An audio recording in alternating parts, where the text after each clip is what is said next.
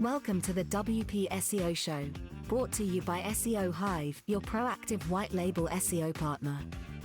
The WP SEO Show is all about talking WordPress and SEO, from optimizations, structures, setups, and plugins. We explore how to make your WordPress website perform better in the search engines. Here are your hosts, Pete Everett and Jeff Patch. Well, hello and welcome to the WP SEO Show. I am your co-host Jeff, joined here by my co-host Pete. Hello, Pete. How are you this lovely day? I'm very well, thank you, Jeff. I'm getting over a bug that my son brought home from school. And you spoke to me like 48 hours ago. And honestly, after our call, my voice just gave up. And I ended up talking like this for the rest of the day. So and like halfway through, you're like, should we record today? I'm like, no, you sound terrible. I was so pleased that was a no. And just to just to sort of add salt to the wounds, I've come in today to do this recording, and my good camera isn't working, so I'm on my cheapy little Logitech thing. So yeah, hey, so if I look grainy, well, some people would say that's a blessing, but there you go. Anyway, how are you? you sound better, but you look worse. So go figure. It is what it is. I'm good. I'm usually the one that's complaining about being sick and sniffly or whatever. And I got nothing today. I'm good.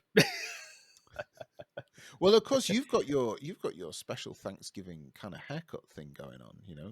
Yeah.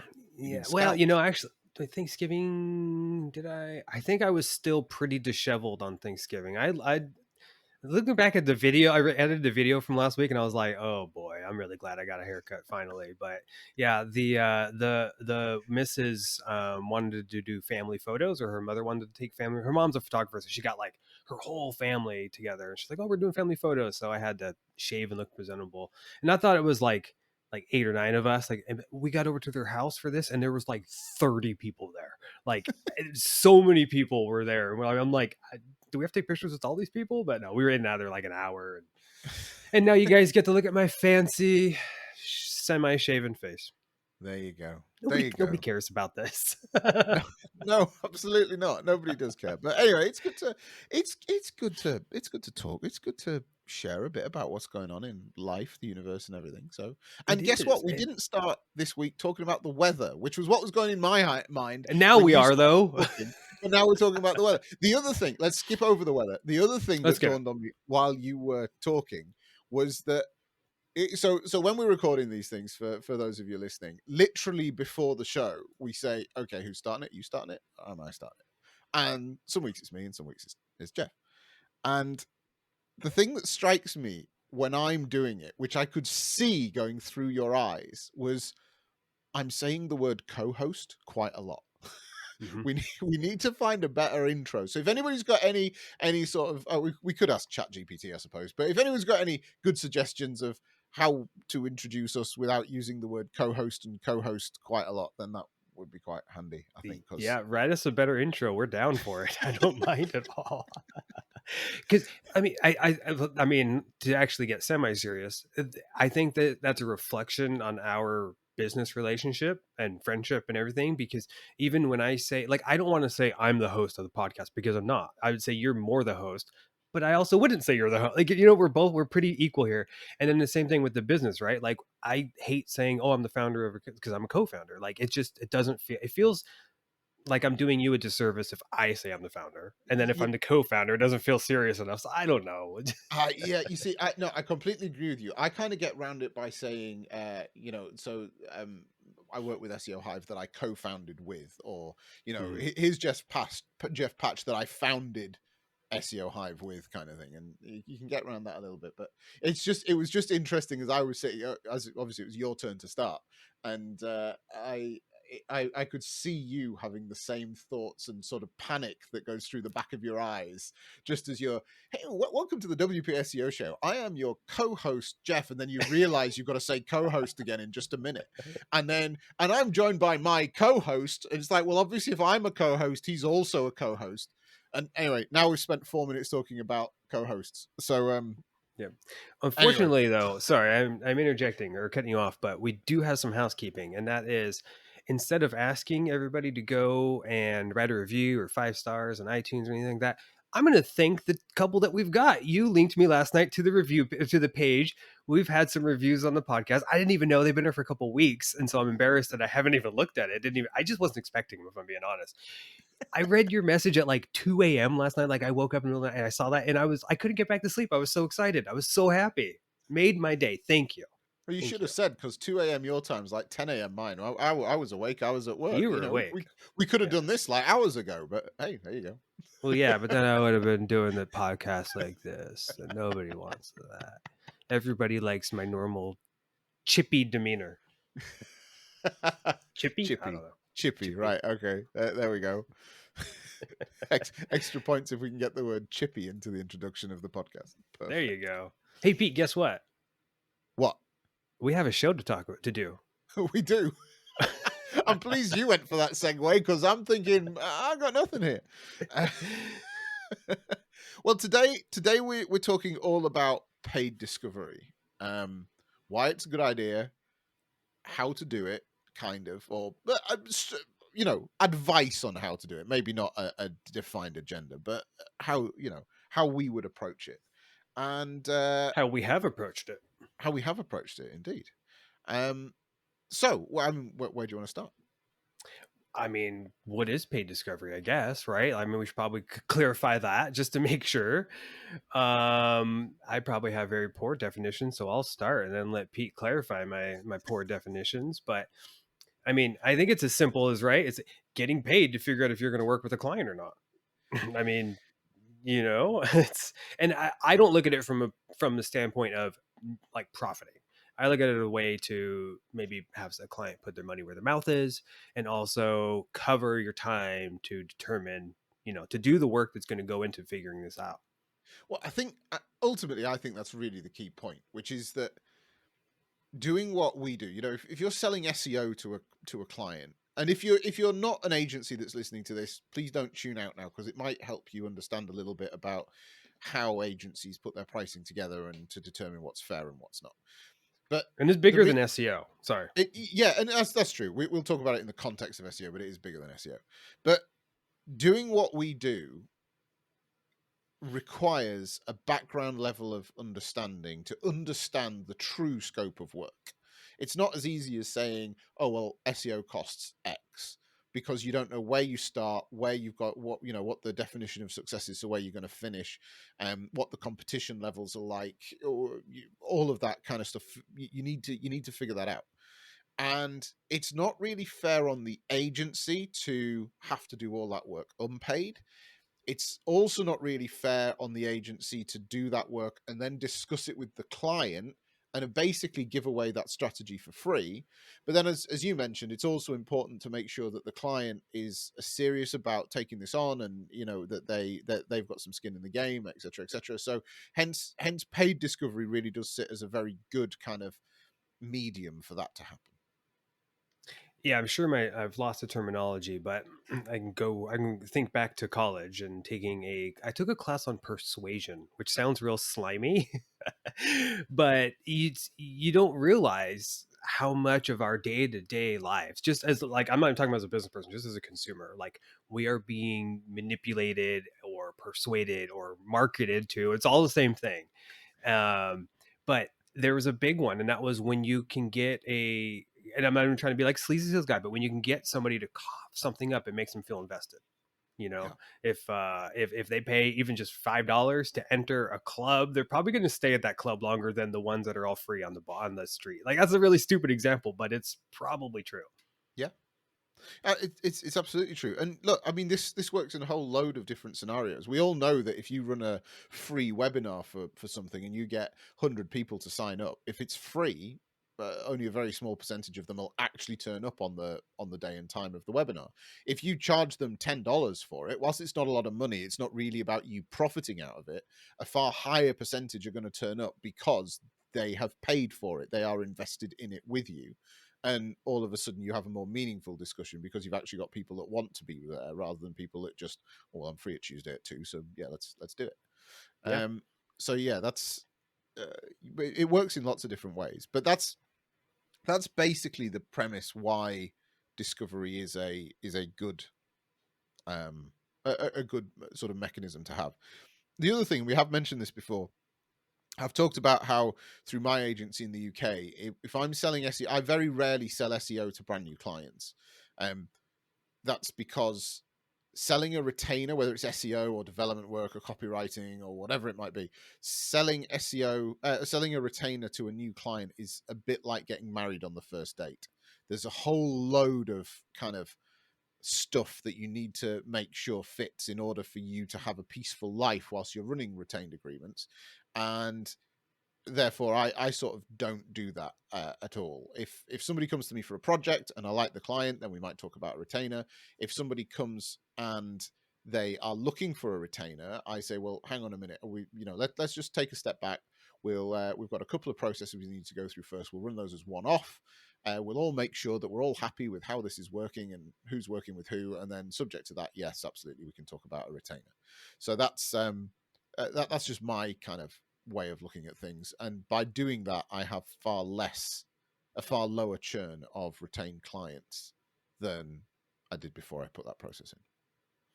Yeah, I've seen, and again, outside of SEO, just in other areas too, I have seen time and time again the ones that kind of come in blazing but not actually doing any discovery or doing any sort of auditing or whatever, they leave just as fast. They can leave just as fast. Yeah.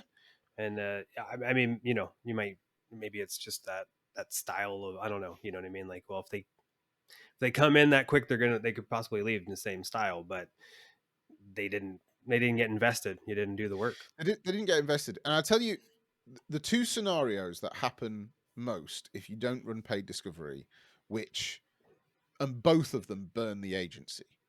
One is that, let's face it, all the work that you do in the discovery has to be done anyway at some point. So if you don't have the discovery phase, what happens is you end up doing that within your first month of your agreement, but also doing the first month of the agreement's work as well. So by the first experience, the client has of working with you is they see this like massive groundswell of work happen. Then you get to month 2, and all of a sudden, well, you've done the discovery work, so now you're just down to the deliverables that the client's paying for. And the experience to the client is, well, hang on a minute, a while ago, last month they did all of this on top of what they've just delivered now, and instantly your service kind of seems like it's not as valuable as their first impression was, if you see what I mean. So that's the first thing that can happen. And the second thing that can happen is that agencies say, right, well, we're going to do all of this stuff free in order to get the quote correct to give to the client. Then they'll have the meeting with the client, and the client won't like the price, but you've already given them the consultancy, which they'll then take somewhere else and say, oh, well, we don't need the keyword research, and we don't need speed tests, and we don't need this, because I can provide that on email. The previous agency that we're talking to provided that. And all that you're really doing then is making it far easier for the next agency to do their pricing and argue a price that may or may not be agreeable with the client. As I say, both instances you get burned, but you're leaving yourself open to either of those scenarios happening without doing a discovery process, be it paid or unpaid, but without doing a discovery process first. Of course, as I say, we always suggest that discovery processes are paid and that your time and your strategy is paid for as a product. Now, that doesn't necessarily mean, though, that a discovery session is a sales session. That's different. When we've discussed this in the past, we've talked about having a goal for the discovery session and having a purpose to the discovery session. So the goal ultimately is that you will agree on a strategy so that you can provide a quote for an SEO retainer. That's your goal as the agency walking into the room or connecting to the Zoom call, however you do it. That's your goal. But that's not actually what you're here to talk about right now. What you're here to talk about is to put a strategy in place that the client, because they've paid for it, could take somewhere else. Because of course, once they've paid for it, it's kind of up to them what they do with it. However, the way you're going to deliver this is in such a way that you prove that you know what you're talking about.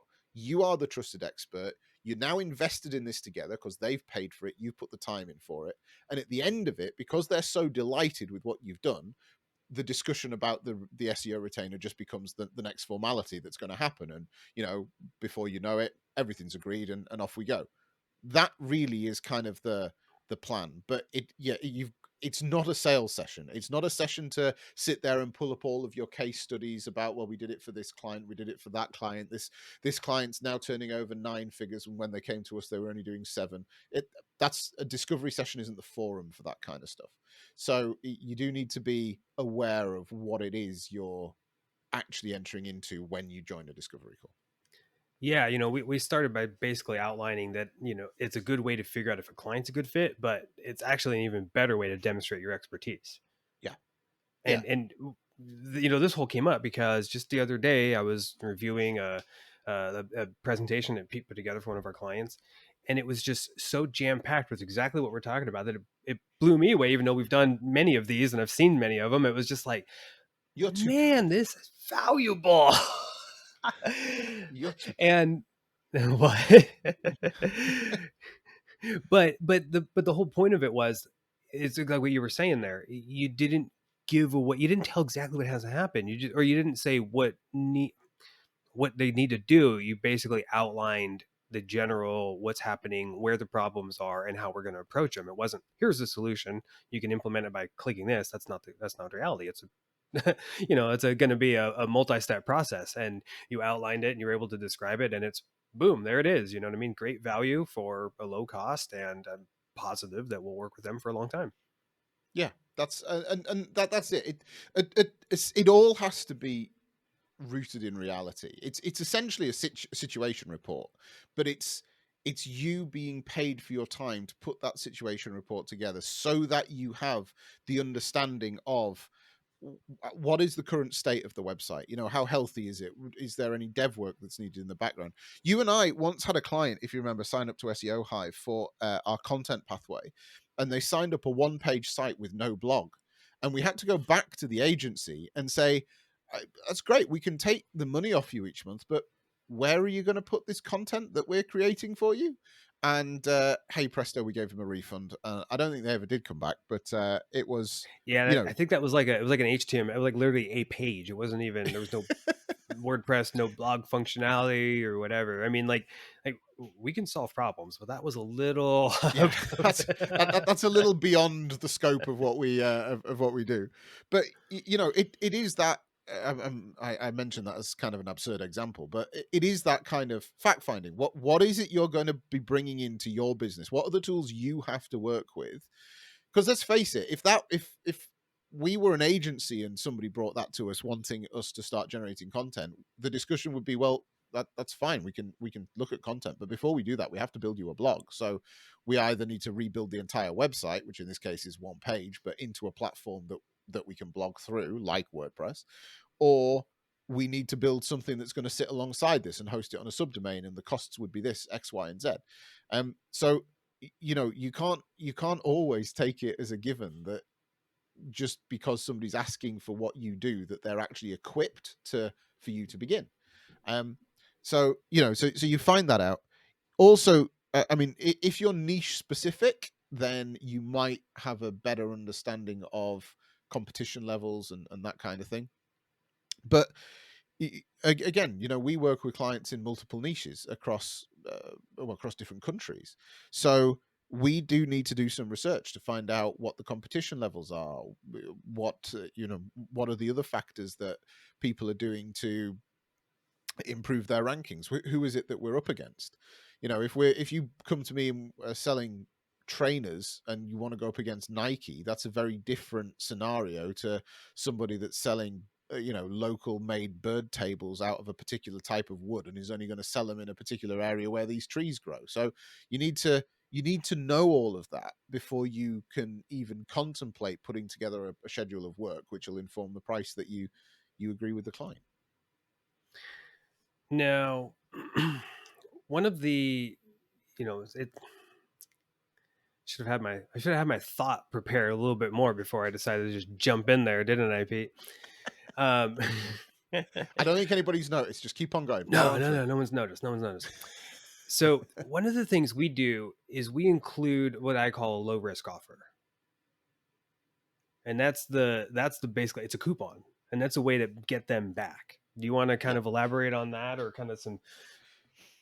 Yeah, well, I have done this with discovery sessions before. So the well, let's use SEO Hive as the example here. So in order to help you with discovery sessions, we offer Scout reports, and they offer you 5 different reports, which will help you run your discovery sessions: health checks, keyword research, backlink audits, speed tests, and current rankings. They're the 5 Scout reports that are included.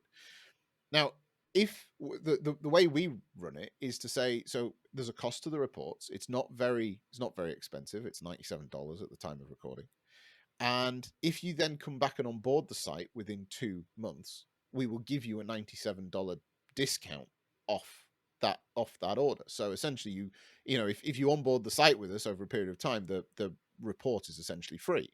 Now you can do exactly the same with your paid discovery session. You know, here's the discovery session. This is the output. We will put together a strategy. We will put together a specification document, and alongside that, we will provide a quote for work.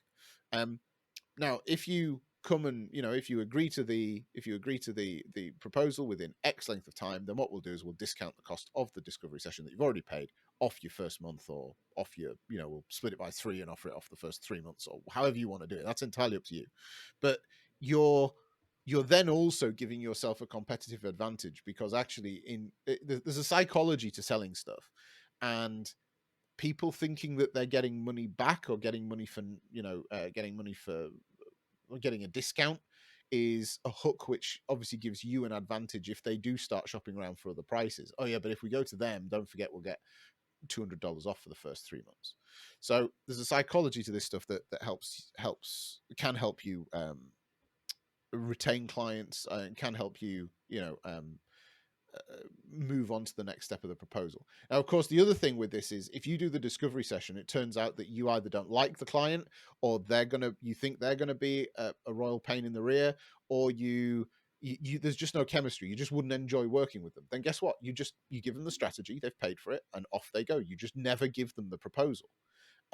So there's no reason for them to come back. They have, you know, in fact, you might even send with the reports, you know, just an over letter, or an over covering email that says something like, we don't, you know, off the back of the discovery session, here's the strategy. This is what you need to do from a technical standpoint. However, you know, this doesn't sit within our skill set, so we would recommend you look at X, Y, and Z agencies who may be able to help you further. We wish you well. And they still got plenty of value in that.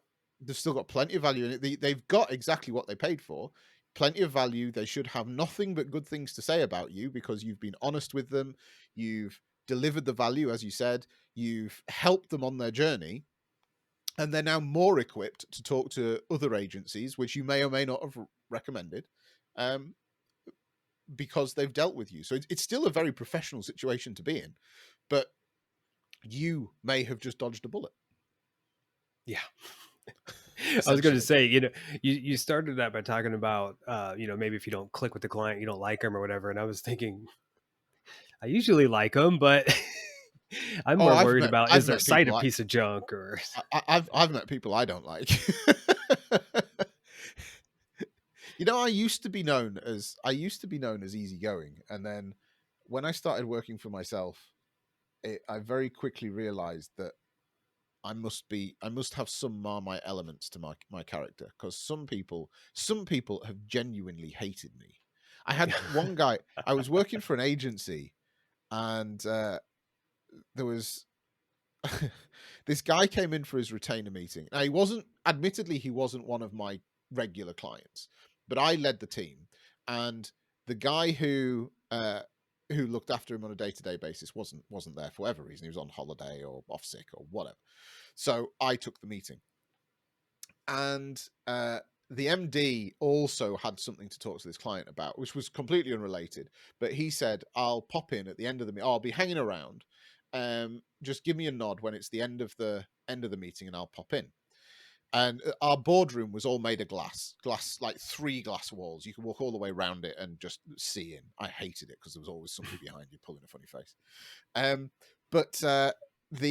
Anyway, this guy asked some questions about Google Analytics, and how to get some reports for this and how to get some reports for that. And I can't honestly remember exactly how the conversation went, but I did just say, I made some comment about, oh, well, you just have to do this. It's like, get this and then remove it from that.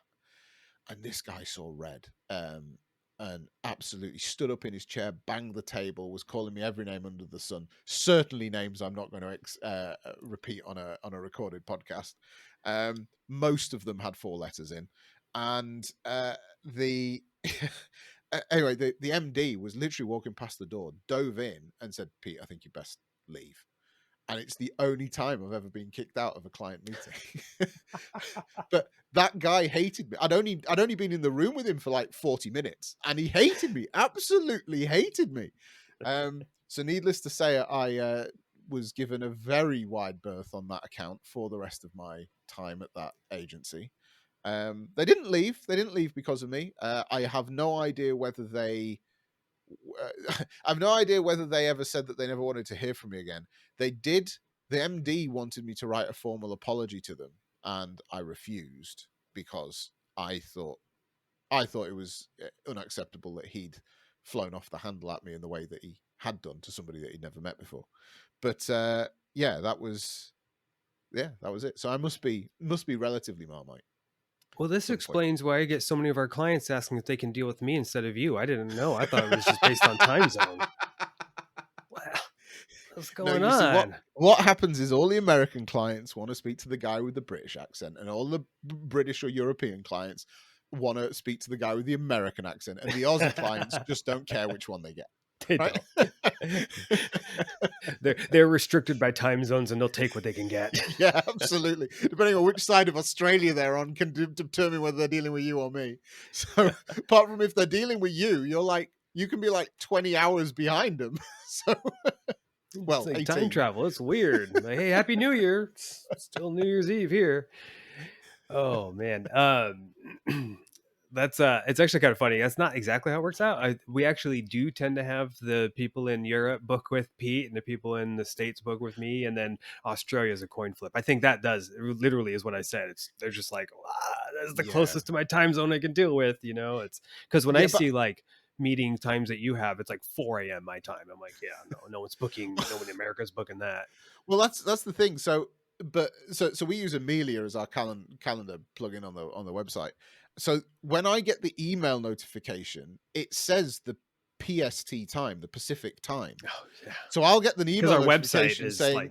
yeah, because that's the time on the server. So I'll get an email saying that so-and-so has booked a call with you at like 4 a.m. just to realize that when I actually open it in the calendar, it's 12 noon.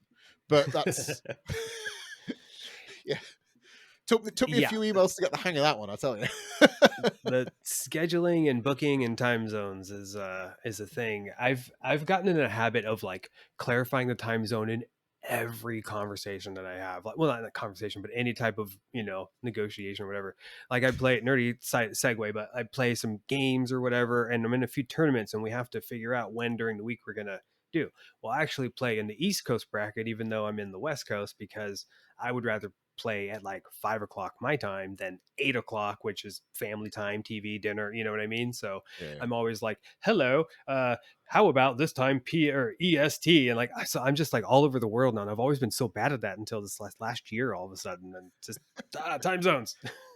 But no, genuinely, I mean, I don't look at our calendar bookings and think, oh, they've chosen me because they like me, or they've chosen you because they like you. Europeans have chosen me because that's generally going to have more overlap with their working day, and Americans, I would presume, choose you more because of the same reason rather than anything else. If I am wrong and you're a customer of ours and you listen to that, you're listening to this thinking, no, I chose Jeff because I prefer Jeff, please keep that to yourself. That's not something I need to know. However, if you've chosen you me... You can tell me. Don't tell Pete, though. And if you've chosen me over Jeff, then please send that email. That's hello@seohive.co and just put FAO Pete in the subject. That'll I actually wish it didn't ask who you want to book it with first. I think that's kind of silly because to me, it's all about the times, and I don't know. Maybe we're not going to get it ranting about Amelia right now. Maybe we should just put like our time zone in like as brackets at the end of our name, just so that people. That might be a wise thing to do. That's a great idea. Look at us solving problems while we're recording a podcast.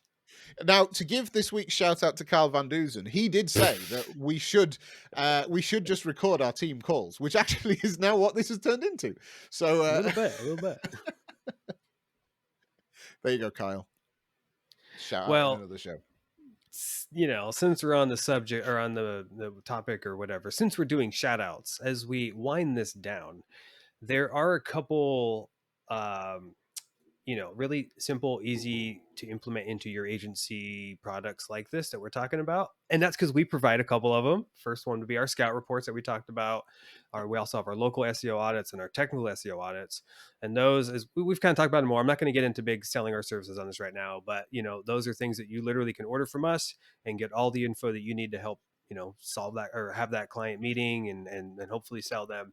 But also on an unrelated from SEO for the most part thing, I want to give a shout out to our friend Clifford Almeida and My Web Audit, because that's another great product that you can do to provide these for, if you've got website clients, maintenance, care plan, things like that. That's a great and a really good, client presentation that gets created when you do use their service. So they have a really good tool. I'm sure there's plenty of other ones out there too. So feel free to add any. My Web Audit's let great. us know. My Web Audit is great. Absolutely. But My Web Audit's great, and yeah, good idea giving a shout out to Clifford, because he's a top guy as well. Absolutely lovely human being. Met him a couple times. What I like, not to sell his service all the time right now too, but what I like about that is the, like I said, the presentation, and it doesn't just go into the technical stuff. It does go into technical stuff, right? And I can do that by going in the back and saying, well, your WordPress is out of date and you've got some malware, or you're at risk for this. And I can do all that. But what I'm not great at is making that presentation that highlights the more important things. And it's not the client doesn't care about their WordPress version or whatever. They care that, oh, you've uncovered there's no call to actions on these pages, for example, or our hours aren't on there, our phone number is not on there. I mean, little things that get missed all the time that you can demonstrate that value that you can find and, fix for them. Absolutely. Now, actually, there is maybe one thing that we have not talked about. If we can just bring this into back to discovery as we're sort of coming into land, which is one of the key factors you do need to understand with the client is what their commercial goals and objectives are. Because again, if they're like completely off the wall, if they want to go from a 4-figure business to an 8-figure business in 3 months, the reality is that unless they go viral somewhere on YouTube, that's just not going to happen. So you need to understand what their commercial goals and objectives are in order for you to put the strategy together as well. So the discovery session, because it can become that level of open discussion, you can talk about how much their average orders are, how many orders a week they're getting, how many are new customers, how many returning customers, what's the web providing for them already, or do they have other channels of sale? If so, what are they? All of those kind of things, because that really helps you formulate another part of the strategy. And I'm only mentioning it now because it was something that we glossed over onto other things like booking plugins and whatever a few minutes ago. So yeah, I didn't want it to be forgotten. The part of the discovery process is not just the tactical delivery element that comes back from you to the client should things move forward, but it is understanding how what you will do will affect the client's business, and whether they have the capacity to deal with it, whether they have the staff to deal with it, whether they are in a place to deal with it, or whether there's other bits of work that need to be done first in order to allow that to happen. Yeah, I was trying to think of I'm going to forget the exact specifics, but we recently had a client that signed up and then found out they were like going to be traveling through Africa for like 6 months or something really weird like that. And I mean, it was cool, but it was like, well, probably not the good time. And if we would have discussed it a little bit more ahead of time, we would have known that. Yeah, absolutely. We had a client that they built playground equipment for like nurseries and play areas and that kind of thing in towns. I want a playground. That sounds fun. Well, I can fix you up with a number for a guy. I don't know what the shipping will be to Southern California like, but we can. Sure. I'm sure we can cross that bridge. But so they make this stuff bespoke, and it's all based on a honeycomb. Very, very good for the SEO Hive brand, actually. All based on a honeycomb kind of model, and you can have modules that fit together and this, that, and the other. So basically, because they make it to order, because they didn't have any warehousing, they'd spent all this money on these plastic molds. So when you placed an order, they then went into production.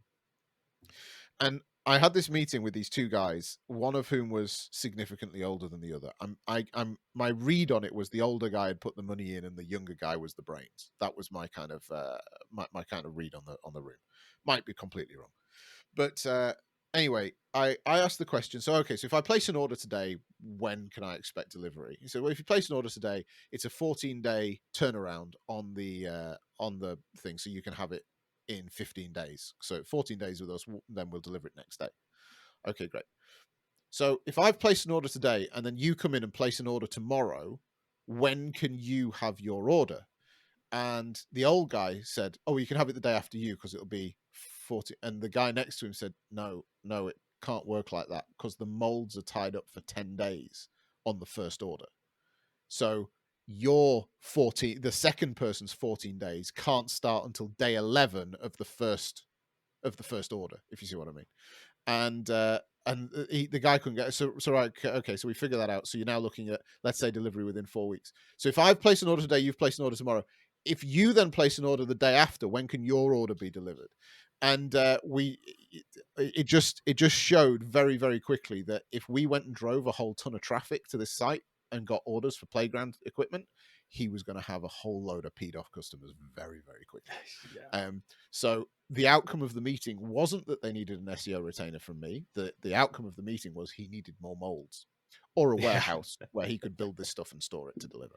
You guys need to figure out your infrastructure. Yeah, absolutely.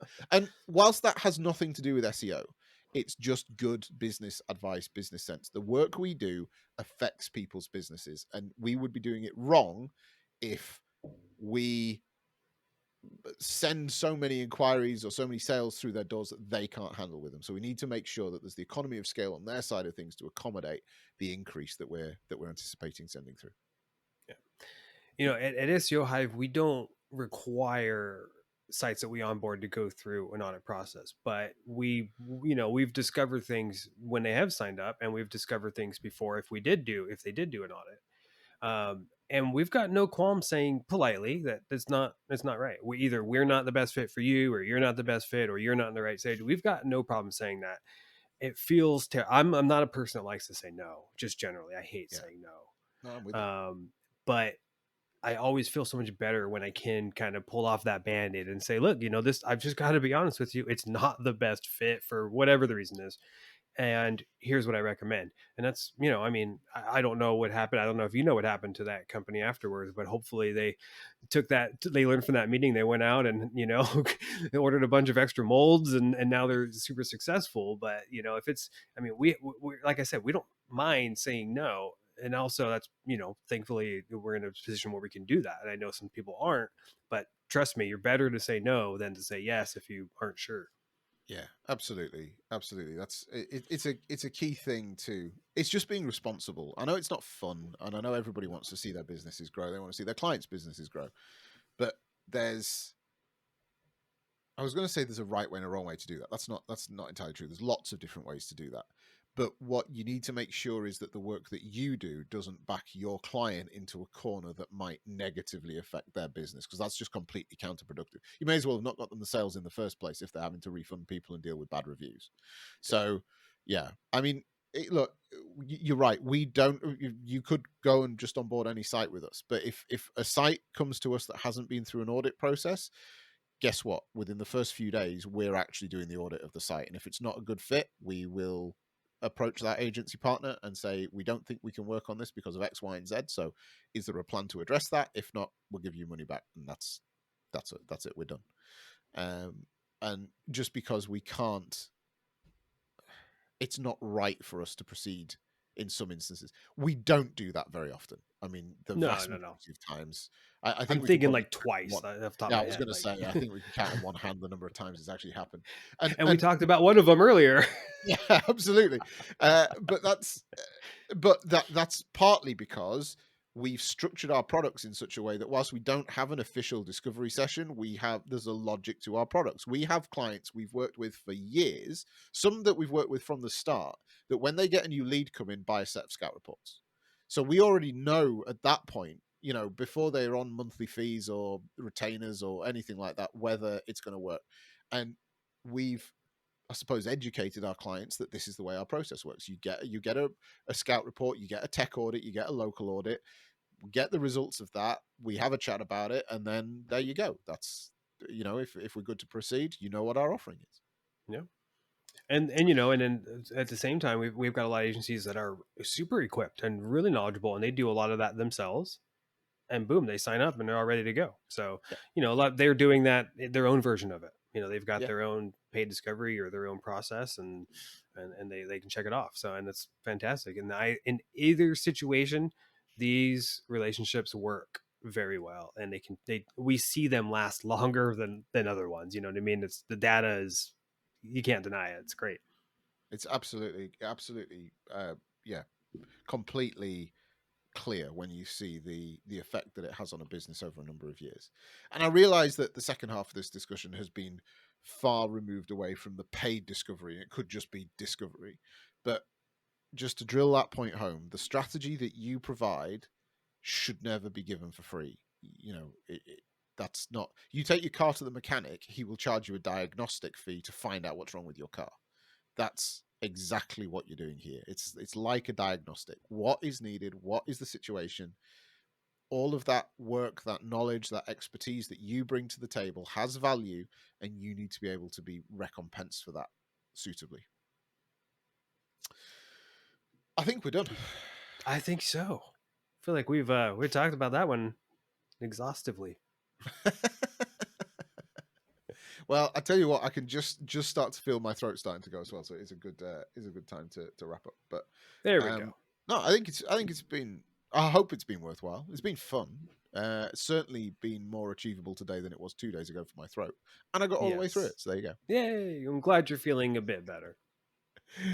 Cool. Well, look, it's been cool. And if you need any information about the services we offer, it's all on SEOhive.co, or drop me and Jeff an email at hello@SEOhive.co, or you can book in through our calendar, which is on our contact page at SEOhive.co/contact, and you can tell us whether you prefer me or Jeff when we get on the call. Is this going to be our last podcast for the year? I don't think so. I think we've got another. We got one more. Okay, I think we got one more before the end of the year. Okay, never mind. I will not say Happy New Year to you guys all now. Say Happy New Year. Although now you mention it, it probably is worth mentioning that we are gonna, we're gonna go up towards Christmas, but then we're gonna have a break for a couple of weeks over Christmas and New Year and enjoy some downtime with our families, and then we'll be back in January. So but it's been really cool doing these podcasts for the last. We started in September, didn't we? So the last quarter or so, last third of the year. It has been really cool, really blown away, and I saw in your personal brand email today, you were talking about that, and just kind of, why didn't we do it sooner? Yeah, well, it really has been like that. Now so this is episode 14. So yeah, now we're 14 episodes in. Releasing those first ones did feel really weird. I don't know how you felt. And I've had a podcast before. I've done 175 shows of a different podcast, but this one felt strange being out there in the big wide world. But so big time imposter syndrome, but it's gone well. You just got to do it. Everybody says, you just, whether it's podcast or whatever, just rip that Band-Aid off, just do it, and it works itself out. I'm sure those first ones weren't fantastic, and I know the videos weren't great, but it didn't matter. We've pushed them out there. We've got people listening, and if they're not perfect, they're not perfect, but we're sharing some good insight. We're having fun. We're meeting new people. It's great. We are indeed. So by all means, reach out, say hi. We'd love that. And if we can help you with your paid discovery, you know where you can find us. SEO Stack. We'll see you there. The WP SEO Show is brought to you by SEO Hive, your agency's proactive white label SEO partner. We understand that finding a reliable SEO supplier is key to ensuring you build stable monthly recurring revenue into your digital agency. At SEO Hive, we have a suite of products that will help you sell, scale and deliver your monthly SEO retainers, from our scout reports and one-off technical boosters, to our flagship local SEO and honeypot plans, all of which have clear pricing and monthly deliverables. If you want to explore how SEO Hive can help your agency deliver high-quality and reliable SEO agreements for your clients, you can find more information at seohive.co and schedule a call to discuss the next steps.